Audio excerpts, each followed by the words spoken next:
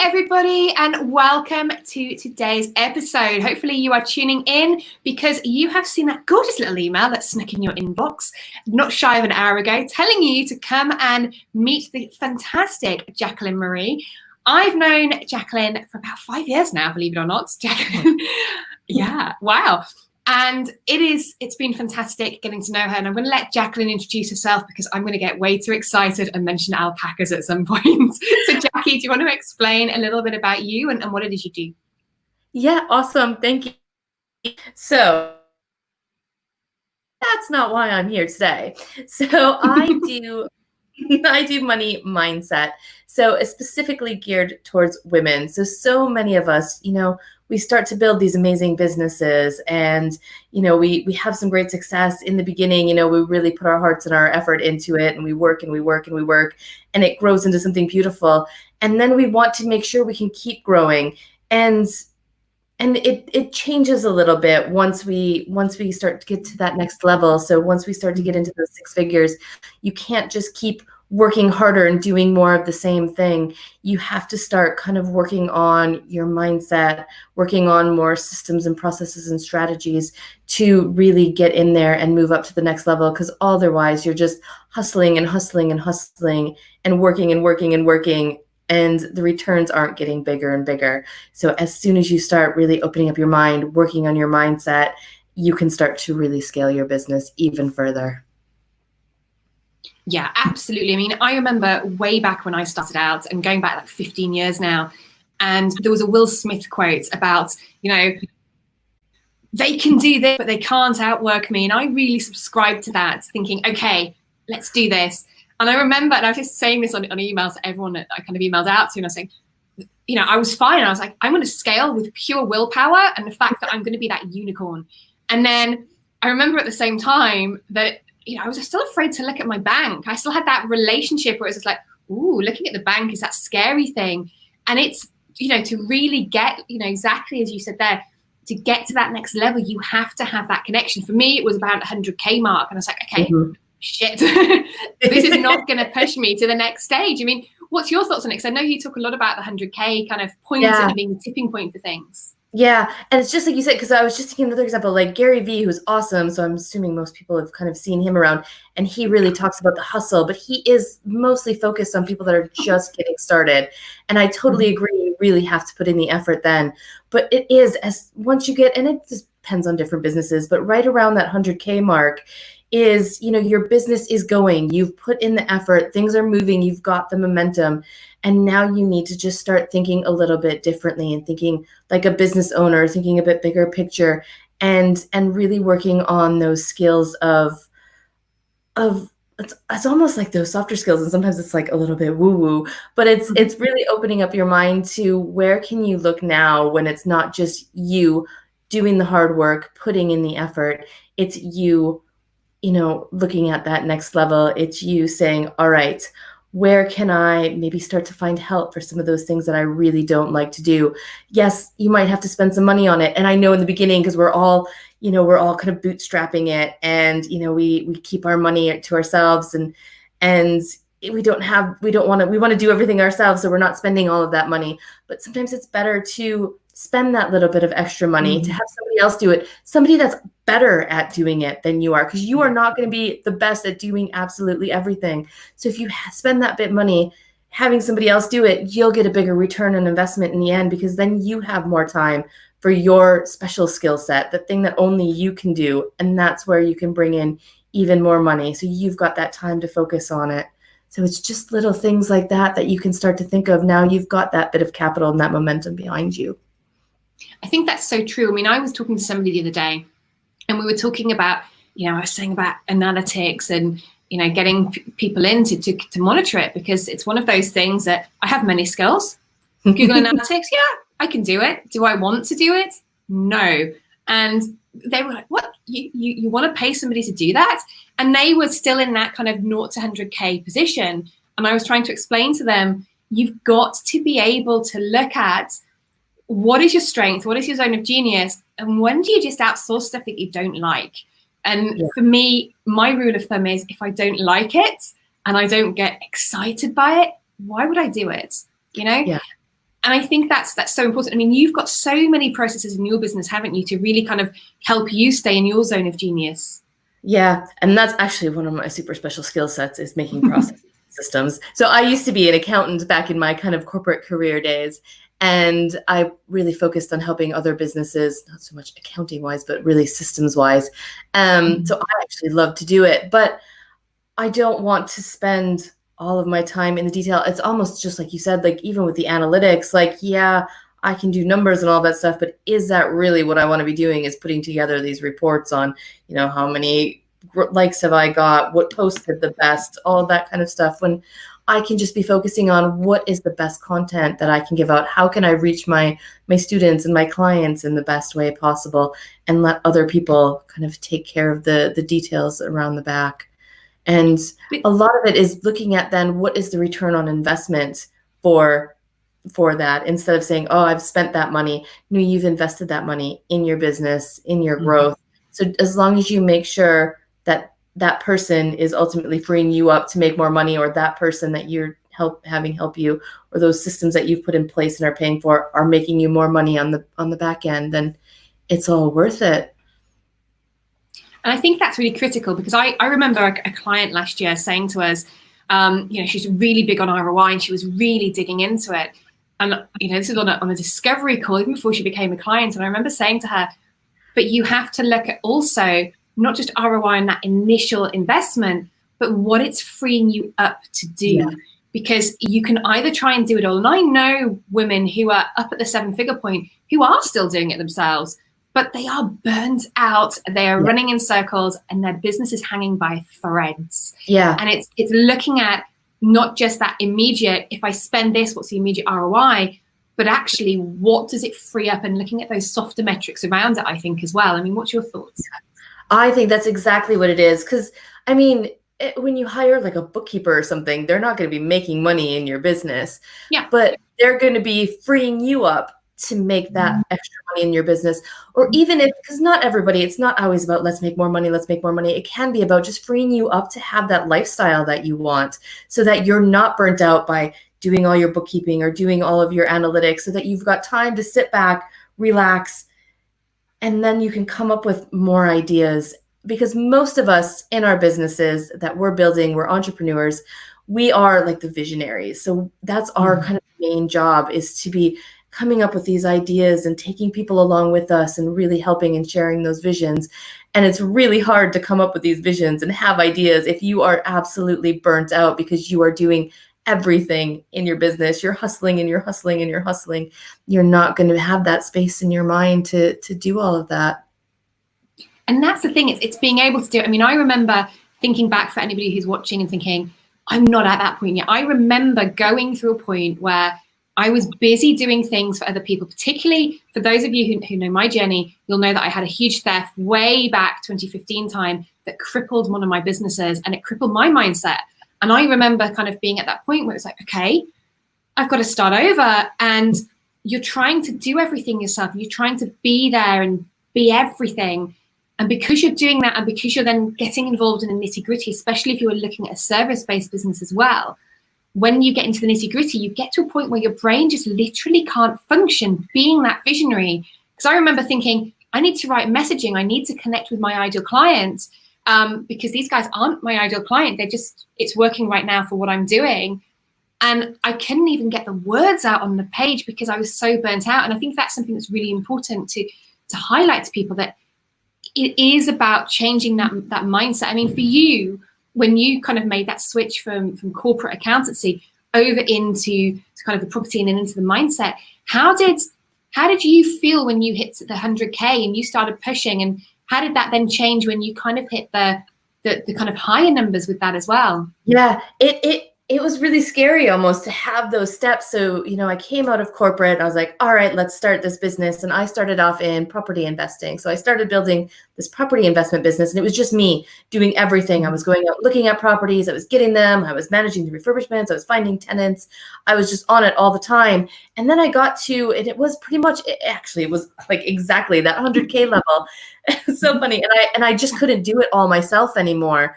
I was like crying to my husband at night. And I was like, oh my gosh, what is going on?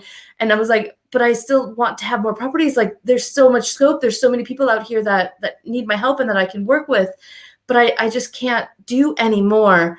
And I was like, but I also kept thinking, oh, but I don't have all these people working for me. Like how are they going to be able to do it? Then I won't be able to find anybody that'll be able to do it as good as me, or how am I going to manage them? And I don't have an office. I just work from home. Like, how is this going to work? And it was a lot of focusing on the mindset of now maybe it can work. So yeah, it's not working right now. I can't go straight to, yeah, it's going to be awesome. I'm going to have this massive team and everything's going to be wonderful. It was kind of working on it step by step and saying, okay, maybe I could hire somebody. All right, what could that person do? And then kind of looking at, well, here's what I enjoy doing. Here's what I absolutely hate doing. Mm-hmm. Let's find somebody to do that stuff I hate doing first. And then trying out a few people. Of course, not everybody works. And then just growing it from there. And I mean, people on my team have changed and come and gone. And it's all been, mindset shifts to have to like work there, and realizing that as I got to the next level then, so that was probably actually, I doubled then again. So I built a little team. I doubled then again and realized, okay, not everybody on my team was able to make it and get to that next level then after that. So then again, it was rejigging it and thinking, oh God, like I'm back to where I started. Now I have to, build a whole new team, but I was at a better place. So I was again thinking from a higher level, getting that space back for myself, building up that bigger team. And that now runs nice and smoothly off over by itself. I'm able to kind of dip in, have somebody put together weekly reports for me so I can check, make sure all the metrics are happy, make sure everything's running smoothly, and allow me to kind of focus more on, now I work on the mindset side of things, specifically with money, because that brings all of my core skill sets together. So, and again, just like you were talking about, I had to start over and say, all right, well, now I'm starting this business up from scratch. Mm-hmm. But it's easier because now I know, all right, I don't have to do everything myself. I don't need to bootstrap it all. Let's have people help us. Let's have people, make it all happen a little bit faster.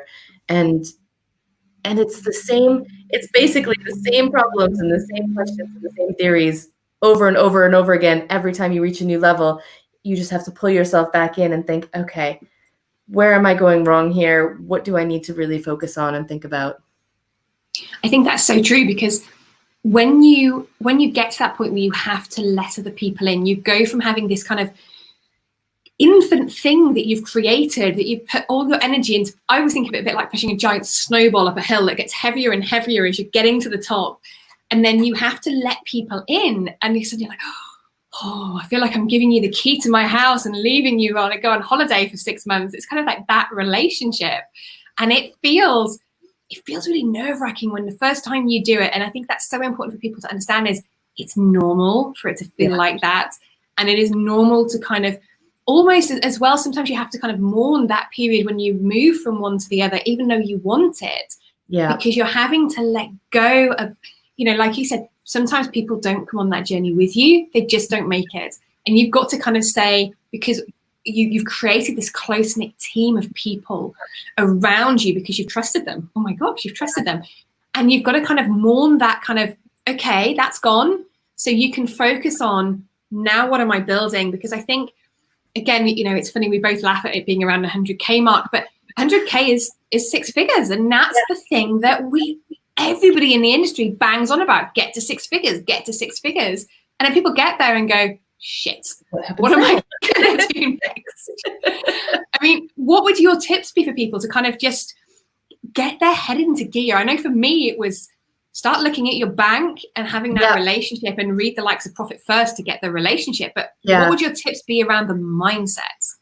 It's almost like having a good declutter. So you really want to sit down and look at what's happening in your business, what's working really well, and maybe what's not working so great, because you don't have to keep everything that's got you to 100K as well. So, sometimes, your team might not work. Sometimes it might be some of your clients or your customers might not be the right ones.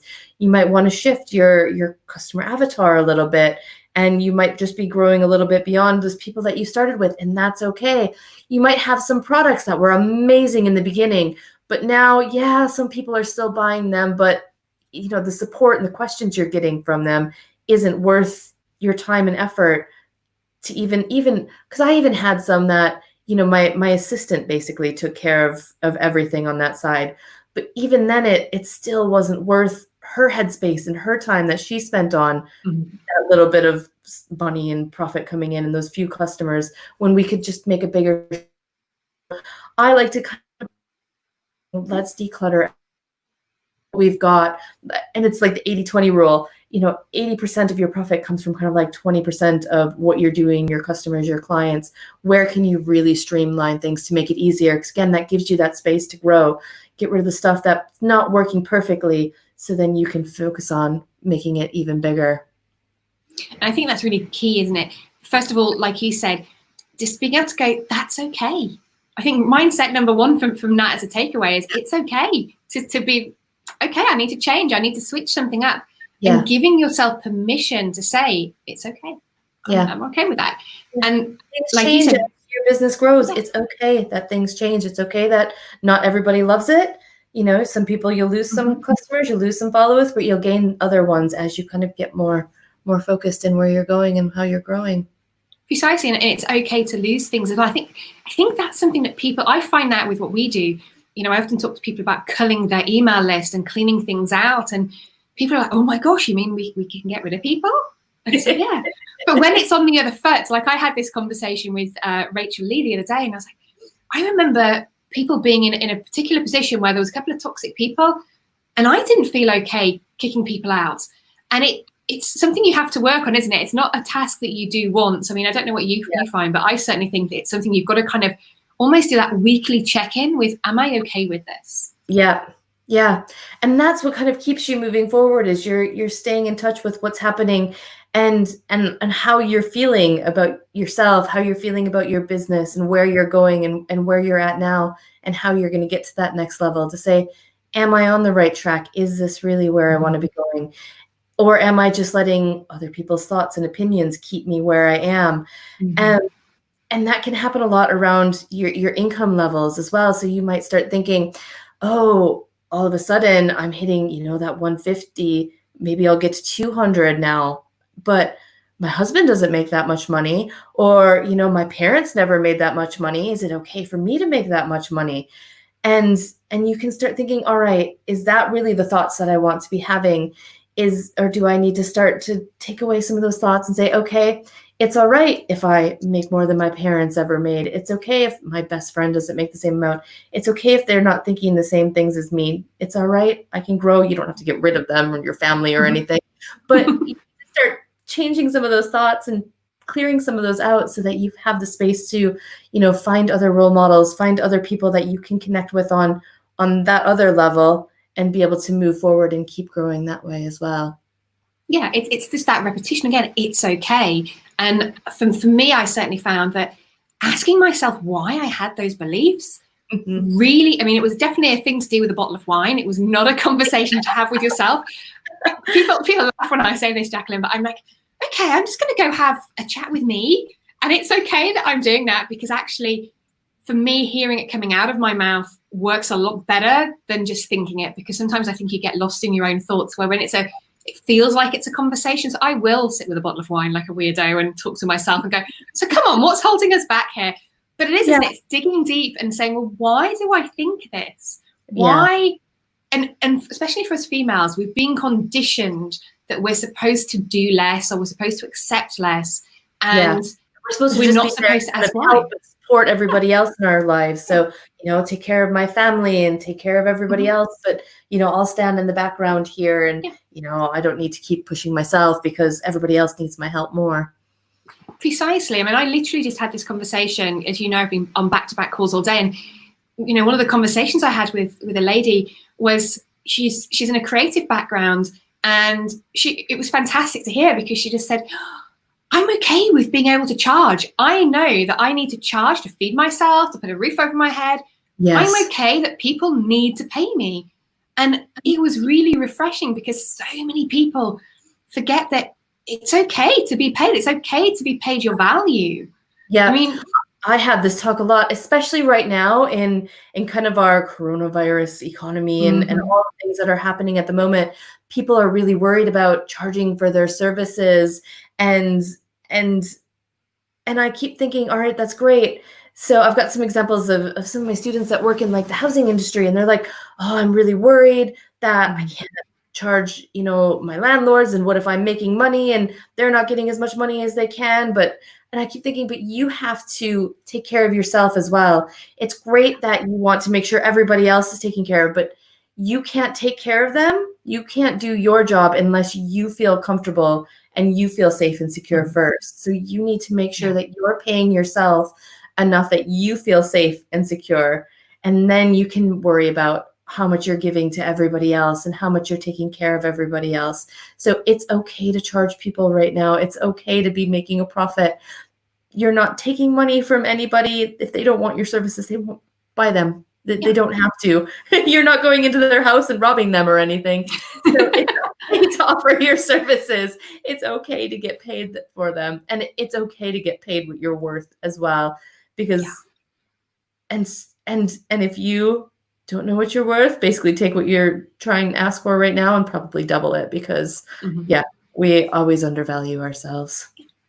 And I think as women, that's really important, because we all have this process where we second guess ourselves. I mean, I literally just had this conversation about 8 times this week where even I'm saying to somebody, because I'm working on bits and pieces, and I'm saying, ooh, and it's sometimes we get so wrapped up in what we're doing and so wrapped up in that help and what we want to give people that we need the outside perspective of, somebody that is working with us, coaching us through our mindset and our approaches, to be able to go, what are you doing? Why are you doing that? And to really just almost play hardball with our logic a little bit and ask about it, because it's one of those things, isn't it? And I'm a big believer that, you could have the cure for cancer, but if you are, and that is a fantastic thing that if somebody can create that, but you have to be seen and you have to be heard. And if you are so drained because you can't feed yourself, you can't put a roof over your head, so because of that, you're running around in frantic mode going, if you're doing that, then you're not going to be able to stand there and say, guys, look, I've got this, because you haven't got the energy to do anything.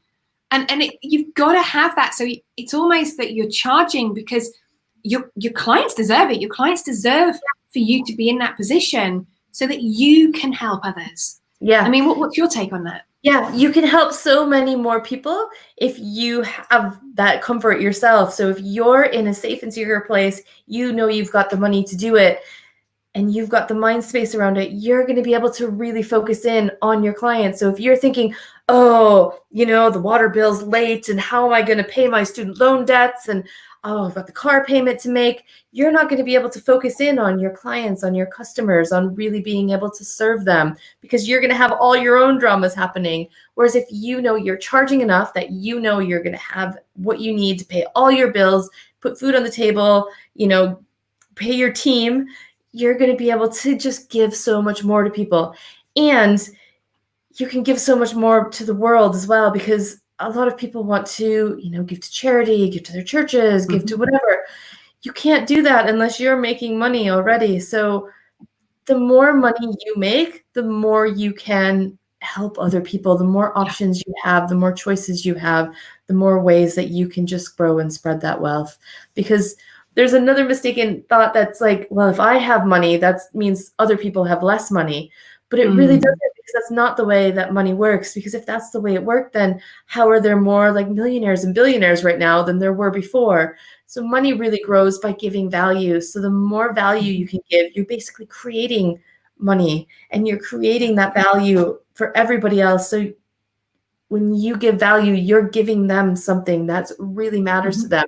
That's why they're giving you the money. So you're giving them something that's worth even more value than they like that money for. So it's just totally okay. You really need to charge more. Precisely. And, philanthropy doesn't have to start at 7 figures, because I think people always forget that. And they come in because they want to do good, and they want to do good with their money, and they think that they have to be this big name, like Bill Gates type kind of size before they can do things. And you don't have to. You can start doing things. If you feel that you need to work on that, you can still do positive things and positive impact with your funds, but you've got to have that spare to be able to do that. Yeah. And you have to not be worrying about, how am I going to pay my bills? Yeah. Once you've got that covered, then you've got the space to do anything else that you want to do. Yeah, precisely. And choices. Yeah. You know, like you said during the giveaway with everything, you know, you can't scale hustle. Your mind, you can make money with your mind. It's that process of what is holding me back. If I got some form of a limiting belief, but you don't necessarily know you've got a limiting belief because that's the limit of the belief. Exactly. That's the work that a coach can kind of help you dig into is, you know, you might have this story that you've been telling yourself and it feels so real to you. You know, you've been saying for so long, oh, I can't charge more than this. This is, you know, nobody charges more than this in my industry. Or, you know, only the big companies can charge this and I haven't been around long enough to charge this. That's just a story that you're telling yourself. In, you know, it sounds great in your mind because you believe it, but you know, a coach would be able to say, is that really true? Or is that, you know, do we need to look at this a little bit more? What would happen if you charged more? Yeah, maybe you would lose some of your clients, but would that open you up more to more people, to bigger opportunities? Yeah. I think it's not being afraid of loss, isn't it? And this is the thing is, as entrepreneurs, we get into this cycle that we kind of have to jump off a cliff to start the business. And we build our wings, but eventually we will kind of hit the floor and it's getting up and running to the top and doing it again. But it's accepting that sometimes you have to hit the floor. Sometimes you have to have lost a few or you have to lose something in order to grow.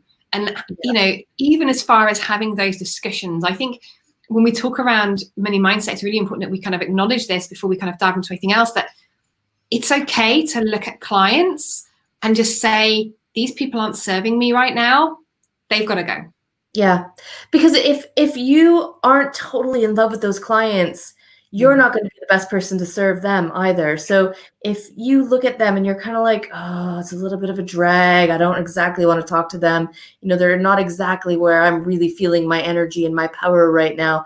Then you're not the best person to serve them either. And it's okay to let them go and say, hey, you know, it's been great. We've done so much awesome work together, but now it's time for you to move on to somebody else or to, you know, spread your wings and fly on your own. And then you can have that space again to grow to the next level, to work with the clients that really light you up and that really get you excited. And then you'll be able to serve them even more powerfully. And it's the words you use to yourself as well, isn't it? So for me, I used to think, oh, I'm getting rid of them. And that was it's a really negative phrase. And I said, and as soon as I switched to, I'm just going to bless this relationship and go, okay. And it is going a little bit woo-woo, but you know, and most people are kind of like, oh my gosh, Lindsay does a bit of woo-woo. Yeah, I do. And it's being able to say, yeah, this has been a fantastic relationship. We've both grown so much. I'm going to bless where we've had a fantastic time together. But I'm going to release this now so you can go do better and I can go do better, and moving things on. And it's that phraseology, isn't it, that we put into our brain as we're talking about things that kind of build those limiting beliefs, isn't it? Yeah, it is. It's exactly that. And sometimes it's even like those little ones around how we phrase, you know, even our relationship with money. So it's not even how we think, oh, I'm getting rid of my clients. It's, you know, oh, this money is dirty, or oh, I'm greedy, or I'm selfish, or, you know, rich people are bad in whatever way we start to think about that. And it's really coming back to ourselves and saying, no, that's not true. That's just the thought that we're having. That's not the best way to phrase it. Not every person that has money is greedy and selfish. I mean, you know, we're taught to like touch money and to wash your hands as soon as after we've touched money, and, you know, and to look at our children, oh, don't put that money in your mouth. Money is dirty. And it's really thinking, maybe that's not the right thing to keep saying and keep telling ourselves if we want more of it to come to us. Just keeping a watch out for just those little things that we might be doing. And it doesn't happen overnight, but the more we're aware of what we're doing and how we're doing it and what we're saying and our thoughts that we're having, the more we can just kind of up level them and just have better and better thoughts. 110% agree. I mean, I remember that, you know, as everyone knows, it's part of my story that I did have this huge theft happen, and it really impacted me financially. I remember being at one point exposed for like 160K and me thinking, oh shit, what do I do? And where does your mind go with that? Well, I know for me, my mind went straight in the gutter and was not in a healthy place. And as soon as I started looking at, what am I saying? What are the words? even so far as if you know, you mentioned student debt. If you've got student debt to pay off, it's not debt. It's an added benefit. It's something you've already had. It's a prepaid blessing that you have to kind of, you're just paying for fun in advance. And that's the way that I used to name all my different accounts, different weird little things that were cute and funny to me.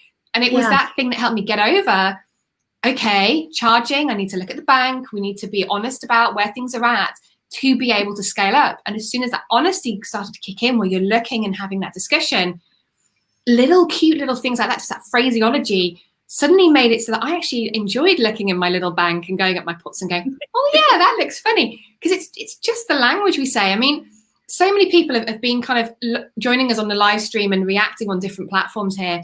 Obviously, you're part of the giveaway and the Scale Up and Grow giveaway, aren't you? Do you want to tell everyone quickly about your gift? Because it is fantastic. So my gift is a lovely little ebook that is called You Can't Scale, Hustle. And it basically gives you kind of 3 really key top tips to use to start to open up your mindset to how you can start to grow your business without having to hustle. And I've got some little great stories and thoughts in there that can help you open up your mind to what possibilities are out there without you having to work a ton harder. Yeah, I think that is so critical, without having to work harder. Make sure that one sticks in your brain. To get to this point, you don't need to keep working. I mean, that's not why we got into business, was to just work harder and harder and harder and harder every year. It's just going to get easier as long as we open up our minds and think about what the possibilities are that are out there. Precisely. So for anybody who has not and is watching now, or you're catching the replay, and do put #replay in the comments if you are. If you are watching and you want to get Jackie's book, do go check out scaleupandgrowgiveaway.com/Jacquelyn. I will even put the little banner on screen. There we go. It's ticker taping along the bottom there. Do go check it out. The giveaway does close on Friday, so make sure you've got everything before then, because trust me, you're going to want Jacquelyn's book because it is fantastic. I kind of downloaded it and had a little read and did some work myself and went, oh, good point. So Jacquelyn, thank you so much for joining us now. I can see that we've got various comments that haven't quite pulled through on StreamYard. So if we haven't picked up your comment as we're talking, don't worry, guys. I will make a point of dropping in and replying. And like I say, do make sure that you grab the Jacquelyn's ebook down on the link below. Jacquelyn, thank you so much for joining us. Oh, thank you so much for having me. It's been super fun. Oh, you're more than welcome. Guys, check out the link, last call, and I'll talk to you all soon. Bye. Bye.